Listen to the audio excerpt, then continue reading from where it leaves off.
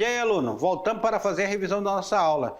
Então fique atento que nós vamos fazer aqui a revisão dessa nossa aula. Vai ser um bate-bola rapidinho para você não ter a dúvida desse período que nós estamos estudando. Na tela para vocês, sou o professor Beto aí, estou com vocês na aula 33.2, fazendo a revisão desse período militar, dessa ditadura militar que o Brasil vai sofrer por 21 anos. Os militares deram um golpe e destruir o poder do presidente João Goulart. João Goulart, que tinha sido eleito democraticamente, agora vai perder o seu poder. Nós estamos aí em 31 de março de 64. Militares contrários ao governo João Goulart destituem o então presidente e assumiram o poder por meio de um golpe. Eles foram lá para o Congresso, e tudo com apoio do Congresso. Lembrando que esse golpe militar foi um golpe civil-militar, não tiveram só militares não. No início, nós tivemos os civis também apoiando. O governo tentou mobilizar setores das Forças Armadas e colocou em risco a hierarquia entre os comandos. Quase nós tivemos uma guerra civil. Quase nós tivemos uma guerra civil aí. Inicia, então, o governo Castelo Branco, que vai articular esse golpe no país, com Costa e Silva, que estava no comando do Exército, com Augusto Rademacher representando a Marinha e com Francisco de Assis representando a Aeronáutica. Vai ser feita uma junta militar com a saída do João Goulart. Eles vão fazer uma junta militar e eles vão articular um congresso, aonde vai eleger Castelo Branco como presidente. Nós tivemos aí, além da Constituição, a Constituição que estava em vigor era a Constituição Federal de 1946. E alguns atos vão de encontro a essa Constituição, vão contra essa Constituição. Nós tivemos aí, em abril, 9 de abril de 64, nós tivemos o Ato Institucional de número 1. Nós tivemos ainda, no ano posterior, em 65, o Ato Institucional de número 2. Nós tivemos em 66 o Ato Institucional número 3. E nós vamos ter os atos institucionais. No Castelo Branco foi substituído, já em outubro de 66, pelo governo Costa e Silva. O governo Costa e Silva, nós estávamos até o Ato Institucional de número 4 aí. Costa e Silva, então, vai reunir todos esses atos institucionais e fazer a Constituição de 1967. Nós temos uma nova Constituição, uma Constituição militar. E essa Constituição, ela vai ter, e esse governo militar, ele vai ter um apoio muito grande de John Kennedy, que era presidente dos Estados Unidos. O embaixador que estava no Brasil, Lincoln Gordon, vai passar algumas informações para John Kennedy e dizer, olha, o Brasil está numa situação complicada, nós precisamos aqui tomar o poder. O embaixador e agente da CIA vão conspirar e encorajar os militares brasileiros a depor o presidente João Goulart. Os militares só fizeram isso porque tinham apoio norte-americano. Mandaram recursos financeiros para cá, de rodo para combater o chamado comunismo. Então os militares basicamente venderam o Brasil para os Estados Unidos neste momento. O governo Costa e Silva alinha-se, a linha dura, quando ele assume no lugar de Castelo Branco, ele vai se alinhar à linha dura das Forças Armadas. No mesmo dia da posse dele, nós temos a nova Constituição, que eu falava ainda agora para vocês. Essa Constituição de 1967. E é no governo Costa e Silva que nós vamos ter o mais duro golpe do regime militar, que vai ser o Ato Institucional de número 5. 13 de dezembro de 1968. 13 de dezembro. Uma data tão linda, 13 de dezembro, mas que foi marcada, sujada por esse ato institucional. Meus queridos, façam atividade aí de vocês, que eu já volto para nós fazermos a correção. Vamos lá?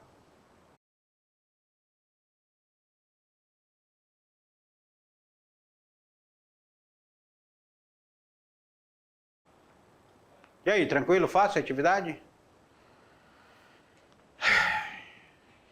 esse é um período que ele causa algumas controvérsias, né?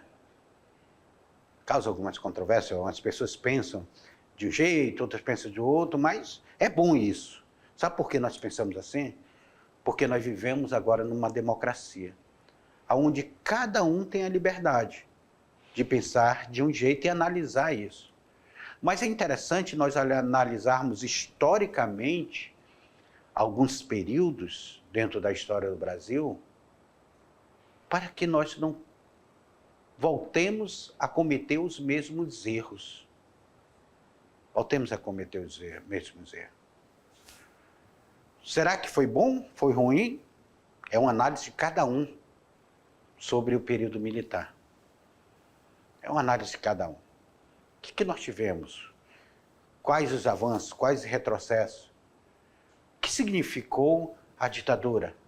O que significou a tortura de mulheres que tinham seus órgãos sendo colocado rato dentro?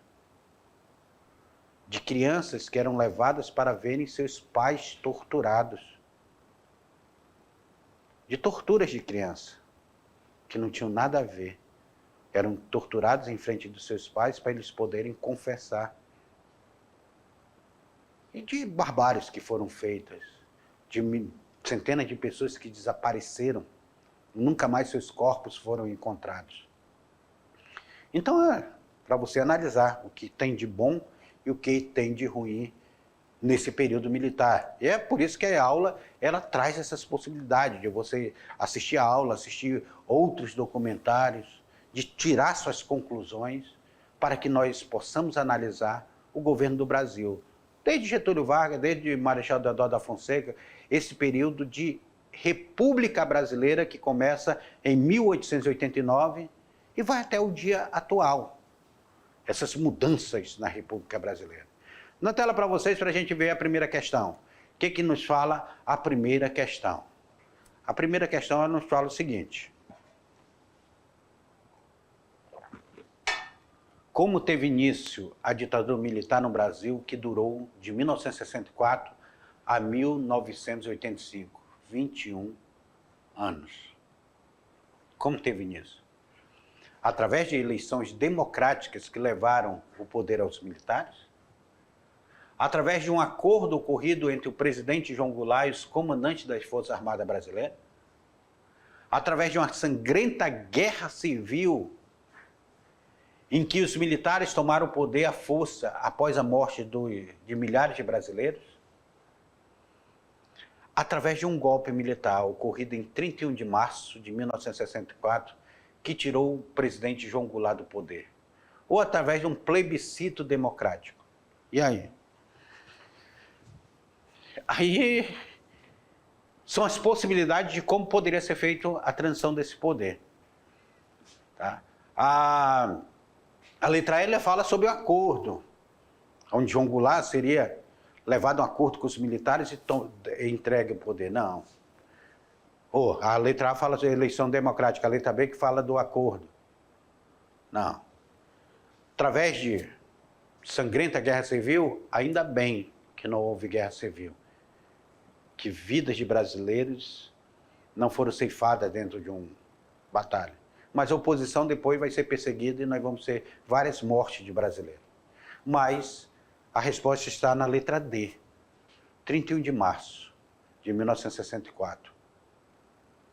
Nós temos o governo João Goulart deposto do poder.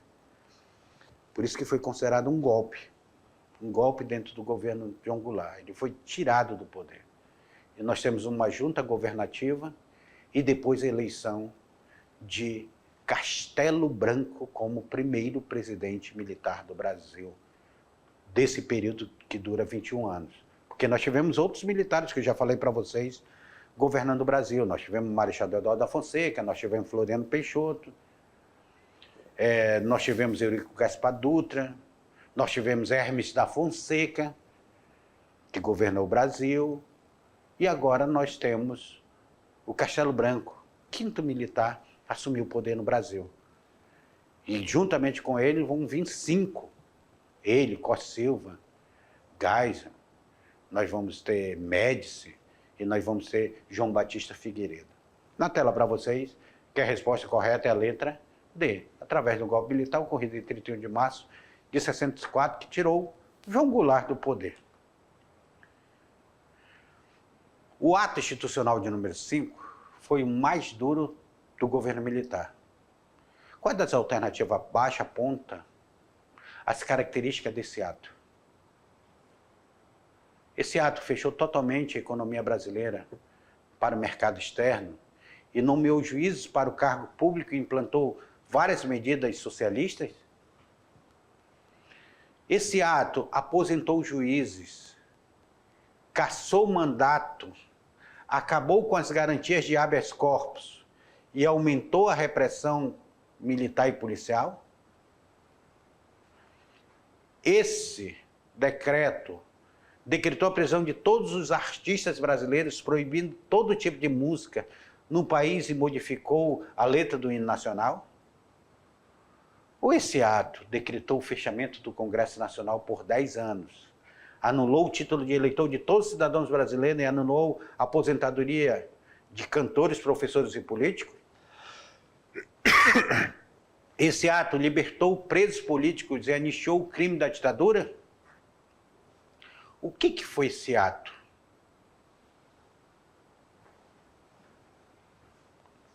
Tá? Ato institucional de número 5. Ato institucional de número 5. O que acontece com o Brasil neste momento? Nós temos brasileiro que fosse preso não poderia ter habeas corpus decretado. Não teria direito a habeas corpus, como nós temos hoje. Não teria. Quem iria decidir a hora que ele ia sair ou não seriam os próprios militares. Juízes contrários ao governo militar foram cassados. Tiveram seus mandatos cassados de juízes. Foram totalmente, perderam a questão dos seus mandatos que foram cassados. As pessoas perderam sua liberdade. Deputados que tinham sido eleitos pelos estados, que faziam parte do Congresso, também tiveram seus mandatos cassados. Não são mais deputados. Olha, me dá aqui seu mandato. Você não é mais deputado. Nós temos até o deputado que tinha tido, o senador que tinha tido maior número de votos, cassado também. Tá? Luiz Carlos Prestes foi cassado, teve seu mandato cassado. Então, nós temos aí o ato institucional, ele vem fechar completamente e tirar qualquer possibilidade de voz, voto e democracia no Brasil. Resposta correta, letra na tela para vocês. Passou aqui, letra B. Aposentou juízes, cassou mandatos, acabou com as garantias de habeas corpus e aumentou a pressão militar e policial.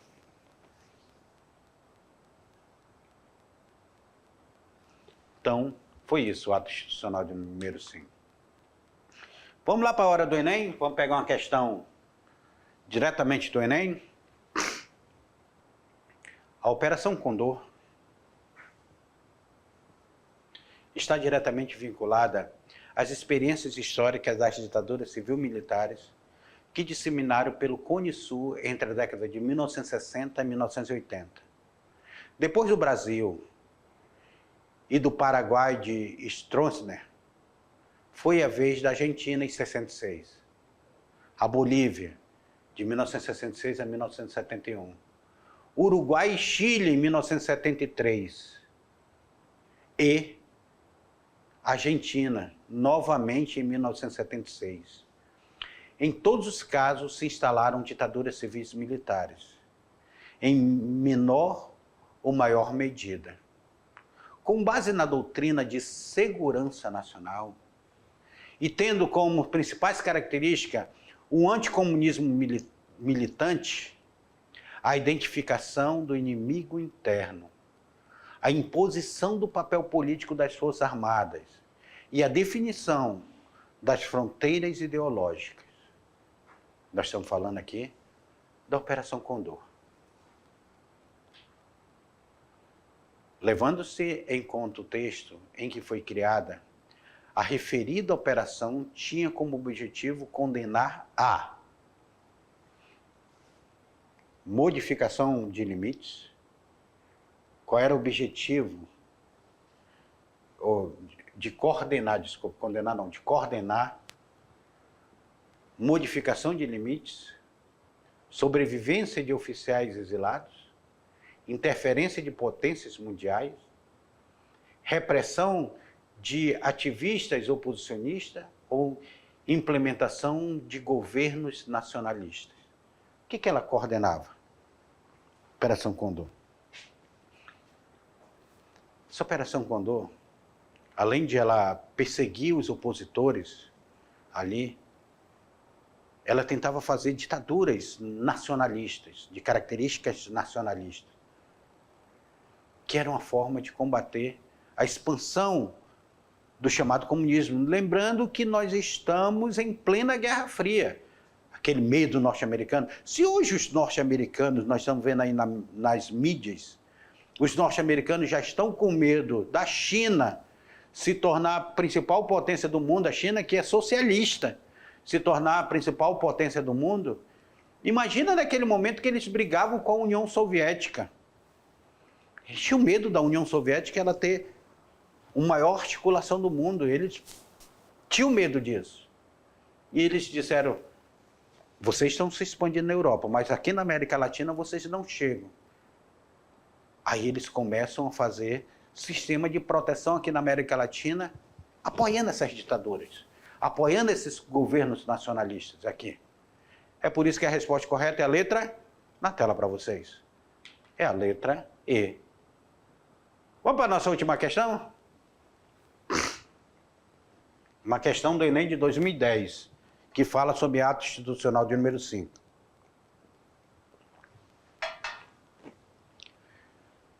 Artigo 10. Fica suspensa a garantia de habeas corpus nos casos de crime político contra a segurança nacional, a ordem econômica e social e a economia popular. Suspende o habeas corpus. Artigo 10. Artigo 11. Exclui-se de qualquer apreciação judicial todos os atos praticados de acordo com este ato institucional e seus atos complementares, bem como respectivos efeitos. Aqui está disponível no site do governo federal, no Senado, aqui que foi acessado na época, em 2010, para ser feita essa questão do Enem. No artigo do ato institucional de número 5, selecionados, o governo militar procurou limitar a atuação do Poder Judiciário, porque isso significava a submissão da Constituição de 67, o início do processo de distensão política, a garantia legal para o autoritarismo de juízes, ampliação dos poderes na mão do Executivo ou a revogação dos instrumentos jurídicos implantados durante o regime militar de 64. Com certeza daí não ficou dúvida.